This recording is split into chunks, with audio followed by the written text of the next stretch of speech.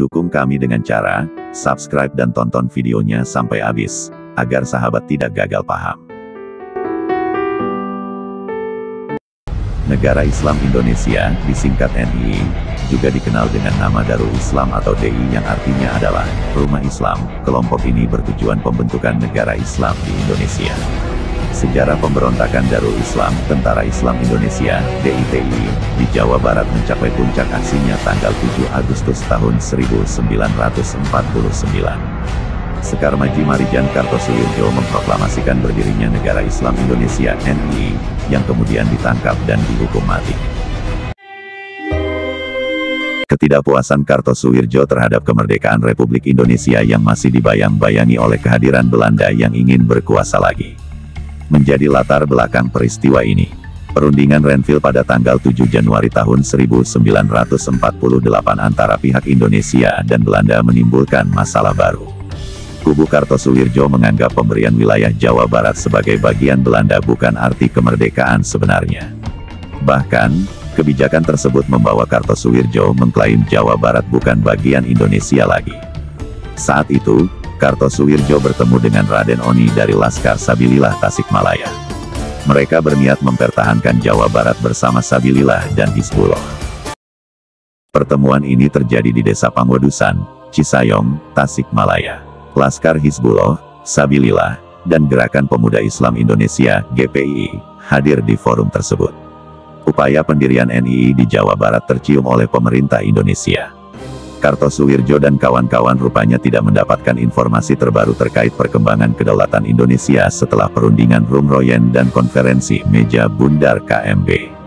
Tokoh Islam Indonesia, Muhammad Natsir, yang nantinya menjabat sebagai Perdana Menteri, mengungkapkan, ia ditugaskan oleh Presiden Soekarno untuk mengirim surat kepada Kartosuwirjo perihal perkembangan kondisi terbaru. Namun, sebutnya dalam buku Muhammad Natsir 70 tahun, Kenang-kenangan Kehidupan dan Perjuangan, 1978, surat yang ditulis tanggal 4 Agustus tahun 1959 itu tidak sampai seperti yang diperkirakan. Lantaran tidak tahu perkembangan yang terjadi, ketidakpuasan Kartosuwirjo akhirnya mencapai puncak. Proklamasi hadirnya NII sebagai negara dikumandangkan di Cisayong, Tasikmalaya, Jawa Barat, tanggal 7 Agustus tahun 1949.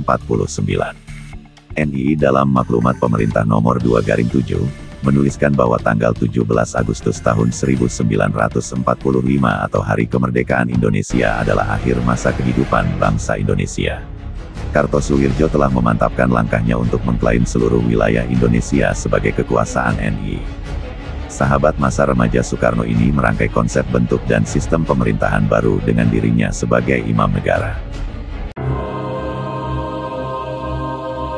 Selain itu, dalam susunan pemerintahan NII ada wakil imam yang diisi oleh Karman. Terdapat juga Menteri Dalam Negeri dan Penerangan yang posisinya dijabat Sanusi Partawijaya dan Taha Arsyad. Terakhir, ada beberapa posisi menteri lagi, seperti Menteri Keuangan Udin Kartasasmita, Menteri Pertahanan Raden Oni, dan Menteri Kehakiman Ghazali Tusi. NII bertahan belasan tahun dengan cara gerilya di hutan-hutan di Tanah Sunda untuk mempertahankan diri dari kejaran militer Republik Indonesia. Namun, gerakan NII ternyata juga meresahkan masyarakat.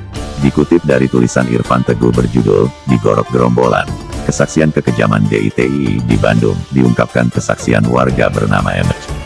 Emej ingat betul bagaimana ia dan warga lainnya hampir setiap hari harus menyediakan nasi untuk orang-orang DITI dan sering diperlakukan kasar oleh anak-anak buah Kartosuwirjo itu. NII ternyata bukan hanya berperang melawan TNI, namun juga bertindak semena-mena hingga mulai timbul perasaan curiga antara ulama, pemerintah, dan masyarakat, akhirnya menimbulkan peristiwa fitnah. Menanggapi masalah ini, maka dibentuklah Badan Musyawarah Alim Ulama yang bertugas memantau pergerakan DITI sebagai upaya membantu pemerintah Indonesia. Tanggal 4 Juni tahun 1962, Operasi Pagar Betis yang dilancarkan oleh militer Indonesia berhasil menangkap para anggota DITI beserta jajaran petingginya. Mereka ditangkap, termasuk sang imam, Kartosuwirjo. Berdasarkan keputusan Pengadilan Mahkamah Darurat Perang Mahathir tanggal 16 Agustus tahun 1962, Kartosuwirjo dijatuhi hukuman mati karena telah memberontak terhadap pemerintahan Indonesia.